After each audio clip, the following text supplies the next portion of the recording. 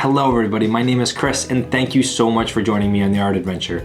It's getting really cold here in New England and I figured why not paint a nice warm farm summer scene and pretend like it's not freezing cold out. Let's see what we're gonna need and then I'll take you through this painting step by step. Come on. Here are all the brushes and colors that I'm gonna use for this painting.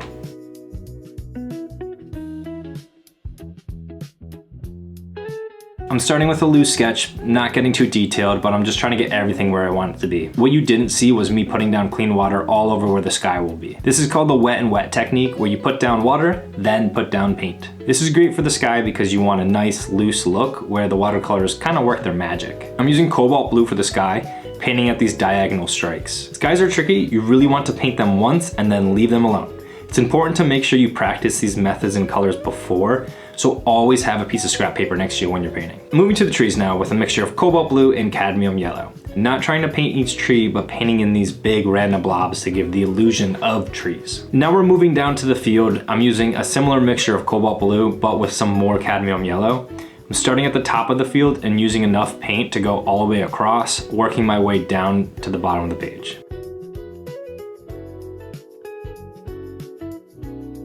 Same idea for this patch of grass, but with some more cobalt blue. Now I'm using Payne's Gray with a touch of cobalt blue and painting in the roof of the barns.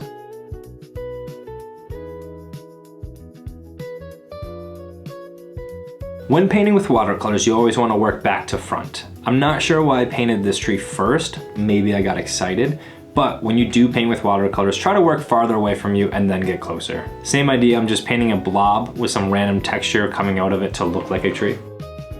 Now onto the barn, how fun and exciting. Traditionally, you should paint the whole painting and then just build up those layers, but I do like to leave certain things blank until towards the end because one, I either don't know how to paint it, or two, I'm really excited and I don't want to mess it up, so I want my full focus attention on it. So I'm using a smaller round brush to carefully paint in all of the red. I don't care about the white trim of the barn, I'll paint that back later with some white gouache. Back down to the field as the red dries. With watercolors, it's important to bounce around, so as this red is drying, I'm using a bit more of that cobalt blue to paint in the grass millings.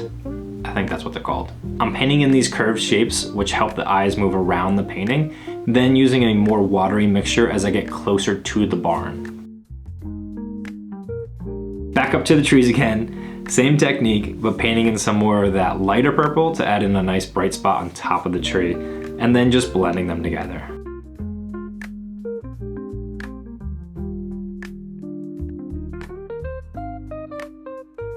I felt like it needed something in the foreground, so I'm painting a tree to the right and adding in some more shadows just to add contrast. Quickly, before it dries, take some cobalt blue and now work it into these trees to give some more shadows.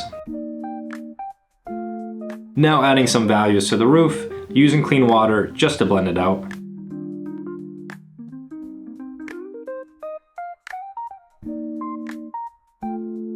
So here we are, I'm lifting up some of that tree and dropping in some cadmium yellow just to show the light hitting it. Again, painting that far tree in the distance because I can't practice what I preach.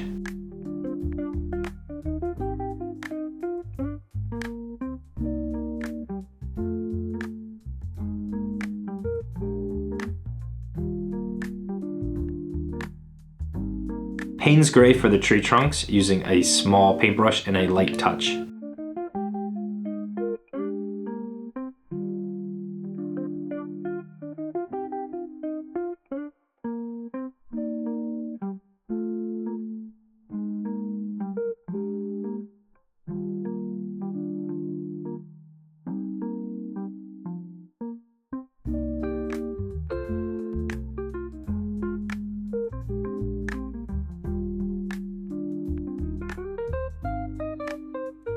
Now I'm just adding some shadows here and there.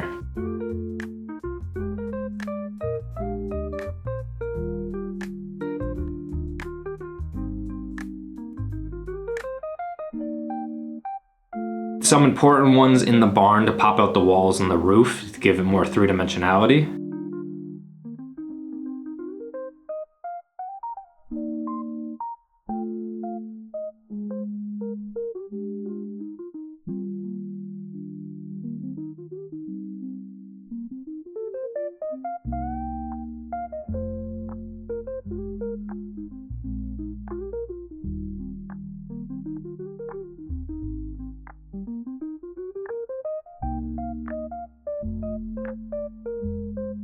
And now adding the best part, some white gouache to add all over the white trim and the highlights you see everywhere. Everyone loves this part because it always makes it come to life.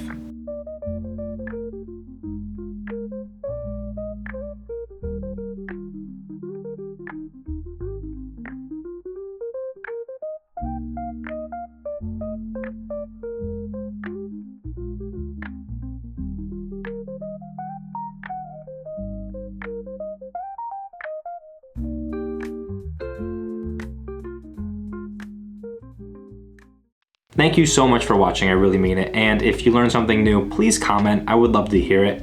And like, subscribe, it really helps me out. I know I get like thousands of likes and comments, but yours means a lot. I'm really trying to grow the channel.